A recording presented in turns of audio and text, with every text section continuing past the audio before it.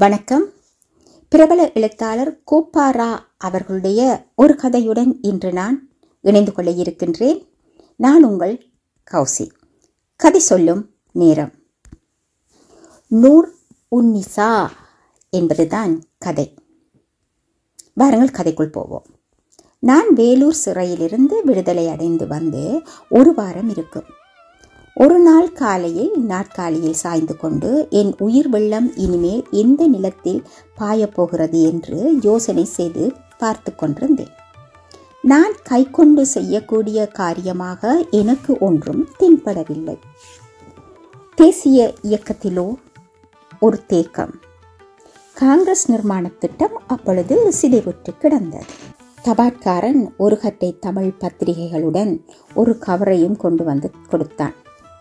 ஏகாங்கியான எனக்கு இவ்வுலகில் யார் கடிதம் எழுதக்கூடும் என்று எண்ணிக்கொண்டே அதை உடைத்து பார்த்தேன். பின்வருமாறு ஆங்கிலத்தில் அது எழுதப்பட்டிருந்தது.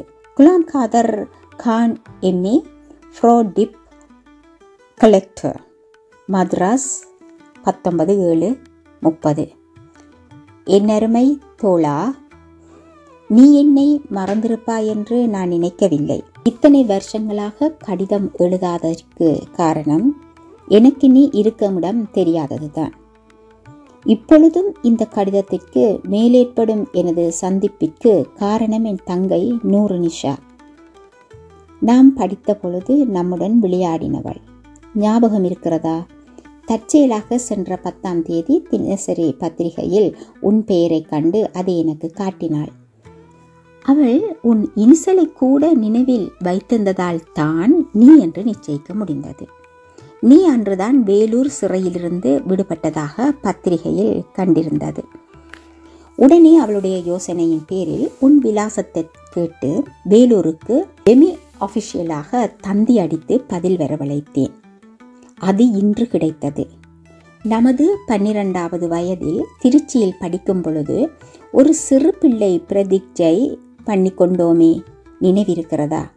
நாம் ஒருவரை ஒருவர் அறியாமல் கல்யாணம் செய்து கொள்வதில்லை என்று. அதை நிறைவேற்றுவதற்காகத்தான் இந்த கடிதம். சென்னையில் 22/7/30 எனக்கு கல்யாணம். பத்திரிகை இதனுடன் இருக்கிறது. நீ அவசியம் வர வேண்டும். உன் அன்புள்ள குலாம் காதர்.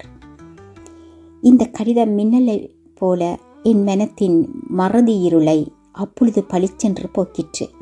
இந்த 10 வருஷங்களாக பரதேசி போல் திரிந்த பொழுதும், உப்பு சத்தியாகிரகத்தின் காரணமாக 6 மாதம் சிறையில் இருந்த பொழுதும் அடிக்கடி என் மனத்தில் தோன்றி தோன்றி என்னை மயக்கிய பெண்ணுருவம் யாருடையது என்று தவித்தேனே. அப்பா, அது நூருநிஷாவுடையதுதான். ஒரு சிறுமியின் முக்காடிட்ட குற்றமற்ற முகம், அதில் மைதீட்டிய இமைகளிடையே குறுகுறு என்று சஞ்சலித்து கொண்டு குறை கூறும் விழிகள், ரோஜாக்களின் இடையே மல்லிகை போல கீழிதழை சற்றே கடித்து வெளியே தோன்றின பல்வரிசை. இத்தகைய உருவம் மோகினி போல் என் மனத்தில் குடிகொண்டு ஆட்டி வைத்ததே, அது அவளுடையது. அவளுடைய மனநிலையும் என்னுடைய மனநிலையும் ஒத்திருக்க கூடுமா என்ன? இல்லாவிட்டால் இக்கடிதத்திற்கு ஏன் காரணமாகிறாள்? கூட்டத்தில் கலைந்து திரியும் என்னை குறித்தல்லவோ அவள் கூப்பிடுவது போல் இருக்கிறது. குலாம் காதருக்கும் எனக்கும் இருக்கும் இந்த சிநேகம் ஆரம்பமானது மிகவும் வேடிக்கை. எனது 10 வயதில் என்னை என் தகப்பனார் திருச்சியில் ஒரு செகண்டரி பள்ளிக்கூடத்தில் 3வது வகுப்பில் சேர்த்தார். அங்கே குலாம் என் பக்கத்து பையன், பெண் சாயல் கொண்ட வளர்ந்த வாலிபன். ஒரு நாள் கணக்கு போடும் பொழுது குலாம் என் ஸ்லேட்டை பார்த்து காப்பி அடித்து விட்டான். அதெப்படி வெளியாயிற்றென்றால், நான் பிசகாய் போட்டிருந்த வழி அவனுடைய ஸ்லேட்டிலும் காணப்பட்டது. உடனே உபத்தியாயர் நான் காப்பி அடித்தேன் என்று என்னை பிரம்பால் அடித்தார். குலாம் சாயந்தரம் வீட்டுக்கு போகும் பொழுது என்னை கைதட்டி கூப்பிட்டான்.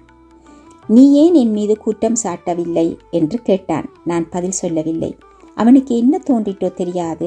அடே, என்னோடு எங்க மோட்டாரில் எங்க வீட்டுக்கு வா, அப்புறம் உங்க வீட்டிலே கொண்டு விடுறேன் என்றான். காரில் ஏறினோம். காரில் சவாரி செய்ய வேண்டும் என்ற என் ஆசை பூர்த்தியாயிற்று. 15 நிமிஷத்தில் தென்னூரில் அரண்மனை போன்ற ஒரு வீட்டு வாசலுக்கு கார் விற்றென்று போய் நின்றது. ஹயாஷுடின் ஷாஹேப் ஒரு பெரிய வர்த்தகர். ஆற்காடு நவாப் வம்சத்தைச் சேர்ந்தவராம். வீட்டின் முன் ஹாலில் பிரமாண்டமான வெல்வெட் திண்டுகள் போட்டு சாய்ந்து கொண்டிருந்தார். எதிரில் ஷூக்காவும் எச்சுமுள்ளும் பாத்திரம் ஒன்றும் இருந்தன. எங்கே பார்த்தாலும் நிலை கண்ணாடிகள், பெரிய பெரிய முகலாய படங்கள், பளிங்கு மயில் ஒன்றில் செருகப்பட்டிருந்த ஊதிவத்துகளிலிருந்து வாசனை கம்மன்று வீசிற்று. ஹாலுக்கு மெத்தென்றிருந்த இரத்தின கம்பளங்கள் தரையில் விரிக்கப்பட்டிருந்தன. குலாம் குதித்து கொண்டு போய் அவரிடம் ஏதோ சொன்னான். பிரமித்து போயிருந்த என்னை பார்த்து அவர், இங்கே வா என்று கூப்பிட்டார். நான் பிற்காலத்தில் மௌலானா சௌஹத் அலியை பார்க்கும் போதெல்லாம் அவர் ஞாபகம் எனக்கு வரும். குலாம் என்னை அவரிடம் இழுத்து கொண்டு போனான். அவர் என்னை தடவி கொடுத்து கொண்டே தன் மனைவியை கூப்பிட்டார். உள்ளே இருந்து வந்த அம்மாளும் அவளுடைய 2 பெண்களும் வந்தார்கள். இப்பொழுது ஞாபகத்தில் இருந்து சொல்லுகிறேன். அந்த அம்மாளுக்கு சுமார் 30 வயதிருக்கலாம். உயர்ந்து வளர்ந்த அழகான ஸ்திரீ. அவள் மெதுவாக ஒவ்வொரு அடி எடுத்து வைத்து வந்த பொழுது கால் சலங்கை களீர் களீர் என்று சப்தம் செய்தது. மூத்த பெண் அலிமா குட்டையாயும் ஸ்தூலமாயும் இருந்தாள். இளைய பெண் நூறுநிசாவோ குலாமை போலவே இருந்தாள். அப்பொழுது அவளுக்கு 8 வயதிருக்கலாம். இவ்வளவு வர்ணனை செய்கிற சக்தி எனக்கு அப்பொழுது இருந்ததா என்று சந்தேகம் வேண்டாம், கிடையாது. ஆனால் என் மனதில் போட்டோ பிடித்தது போல் பதிந்திருக்கிற அம்சங்களையே இப்போது எடுத்து எழுதுகிறேன். நூறுநிசாவின் உருவமும் என் மனத்தில் வரைந்த சித்திரம் போல் நிற்கிறது. நான் முதலில் பார்த்த அன்று அவள் ஜரிகை மயமாயிருந்த பச்சை பட்டு பாவாடை எடுத்திருந்தாள். லேசான மஞ்சள் பட்டு ரவிக்கையும் ரோஜா பட்டு தாவணியும் அணிந்திருந்தாள். காலில் காப்பு, பாதசரம், கையில் காப்புகள், விரல்களில் மோதிரங்கள். கர்நாடக முகமதியர் போல குருடு முதலியன இல்லை. முகம் என் மனத்தில் அப்படியே இருக்கிறது. நீண்ட புருவங்களும் தலைமயிரும் கண்ணங்கரேல் என்று இருந்தன. பின்னல் இல்லாமல் தலைமயிரை முடித்திருந்தாள். அது அவளுக்கு ரொம்ப அழகாயிருந்தது. அவள் உடலின் சிகப்புக்கு சமானமே சொல்ல முடியாது. அவள் கண்கள் அவற்றின் தன்மையை எடுத்துச் சொல்ல முடியவில்லை. வேண்டுமானால் தாமரை இதழ்கள் போன்றன, மீனுருவம் கொண்டன என்று கவியைப் போல் சொல்லிக் கொண்டே போகலாம். கயாசுதீன் தன் மனைவியிடம் ஏதோ சொன்னார். அவள் என்னை ஒரு தரம் பார்த்துவிட்டு அலிமாவிடம் ஏதோ சொன்னாள். அலிமா உள்ளே போய் ஆப்பிள், ஆரஞ்சு, மாதுளைகள் நிறைந்த ஒரு பையை கொண்டு வந்தாள். அதை என்னிடம் கொடுத்த போது குலாமின் தாயினது முகத்தில் தோன்றிய அந்த பார்வையை நான் மறக்கவே முடியாது. என் கன்னத்தை ஒரு தரம் தாய் போல தடவி கொடுத்தாள். குலாம் என்னை கூட்டிக் கொண்டு காருக்கு சென்றான். அதில் ஏறி உட்கார்ந்தோம். புறப்படும் பொழுது வாசல் பக்கம் கண்ணெடுத்து பார்த்தேன். நூறுநிசா முக்காட்டை பல்லால் கடித்து பிடித்துக்கொண்டு என் முகத்தை பார்த்து கொண்டு நின்றிருந்தாள். என் கண்களை சந்தித்த நிமிஷம் உள்ளே ஓடிவிட்டாள். அன்று முதல் நானும் குலாம் காதரும் இணை பிரியாது திரிந்தோம், விளையாடினோம், அரட்டைகள் அடித்தோம், ஆகாச கோட்டைகள் கட்டி மகிழ்ந்தோம். சதா சர்வகாலமும் நான் அவன் வீட்டில்தான் இருப்பேன். நூறுநிசாவும் எங்களுடன் தான் இருப்பாள். நாங்கள் செய்வதையும் பேசுவதையும் முற்று கவனித்துக் கொண்டிருப்பாள். தானும் கூட விளையாடுவாள். தெரியாமல் பின்னால் ஒளிந்து வந்து என் கண்களை பொத்துவதில் அவளுக்கு ஒரு ஆனந்தம். ஏன், எனக்குந்தான் ஒரு வித மகிழ்ச்சி அப்பொழுது உண்டாகும். அவள் கைகள் மிருதுவாக ரோஜா மலர் போல இருக்கும்.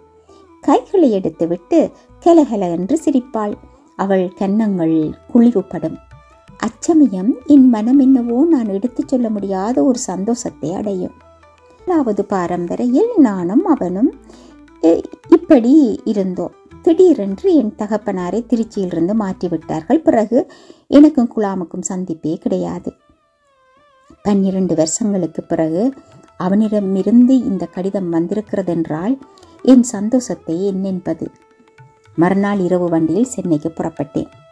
பந்துக்கள் நிறைந்த மஹாலில் குலாம் என்னை தன் பக்கத்தில் அமர்த்தி கொண்டு பழைய நாட்களை பற்றி பேசிக்கொண்டே இருந்தான். முகமது ஹாசிம் என்ற வித்துவானின் பாட்டு கச்சேரி நடந்து கொண்டிருந்தது. எங்கே பார்த்தாலும் ரோஜா வருஷம், அத்தரும் பன்னீரும் ஜலப்பிராயமாய் வழங்கப்பட்டன. 6 மணிக்கு சபை கலைந்தது. குலாம் என்னை பங்களாவின் மேல் மாடியில் இருந்த ஓர் அறைக்கு அழைத்துச் சென்றான். வெகு நேரம் அங்கே உட்கார்ந்து பேசிக்கொண்டிருந்தோம். குலாமின் தாய் மகனை தேடிக்கொண்டு அங்கே வந்தாள். நான் இருப்பதை பார்த்து சட்டென்று பின்வாங்கி முகத்தை மூடிக்கொண்டாள். அம்மா யாரென்று எண்ணுகிறாய்? நம்மா என்று குலாம் ஆரம்பித்தான். எனக்கு ஞாபகம் இருக்கிறது. சௌக்கியமாப்பா என்று கேட்டுக்கொண்டு மெதுவாக அந்த அம்மாள் முன்வந்தாள். சௌக்கியம் அம்மா. எங்கே இருக்கிறாய்? திருச்சியில் இருக்கிறேன். கல்யாணம் ஆயிட்டோ? இல்லை.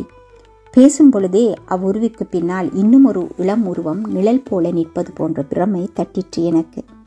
ஒரு நிமிஷம் நூறுநிஷாவே என் முன் தோன்றுவாளோ என்ற ஆசை. மறு நிமிஷம் சே, அது எப்படி முடியும்? அவள் பர்தா பெண் அல்லவோ? குலாமும் கடிதத்தில் எழுதினதை தவிர நேரில் அவளை பற்றி பேச்சே எடுக்கவில்லையே என்ற நினைப்பு ஏற்பட்டது. அவள் யோகக்ஷேமத்தை பற்றி கேட்கக்கூட எனக்கு யோசனையாயிருந்தது. அவளை நிச்சயமாக பார்க்க முடியாதென்ற எண்ணம் ஏற்பட்ட பிறகுதான் குலாமுடன் சுயப்பிரஜையுடன் பேசினேன். இரவு 10 மணி சுமாருக்கு குலாம் படுத்துக்கொள்ள சென்றான். எனக்கு ஒரு தனியறை ஒழித்து தந்திருந்தார்கள். என் தனியறையில் தனிமையில் நான் படுக்கையில் படுத்து புரண்டேன். மின்சார விளக்கின் வெளிச்சம் எனக்கு தாங்க முடியாததாக இருந்ததால் அதை அணைத்துவிட்டு ஜன்னலை திறந்து வந்தேன். அதன் வழியாக பூர்ணசந்திரன் என் படுக்கையின் மேலே தன் ஒளியை பரப்பினான். படுக்கையில் உட்கார்ந்து கொண்டு எண்ணாத எண்ணமெல்லாம் எண்ணினேன். அதே வீட்டின் ஒரு பாகத்தில் அவளும் அப்பொழுது சஞ்சரித்து கொண்டிருந்தாள் அல்லவா? என் இருதயத்தின் நிலைமையை அவள் அறிவாளோ? முடியாது. பூவின் அவா மனமாக வெளியேறி உணர்வை தாக்குகிறது. நினைவில் புறப்படும் அலை எப்படி அவள் ஹிருதயக்கரையில் போய் மோத முடியும்? சாத்தியமில்லை. அக்கடிதத்தில் தன் சகோதரனை கருவியாக கொண்டு என்னை ஏன் இங்கு வரவழைத்தாள்?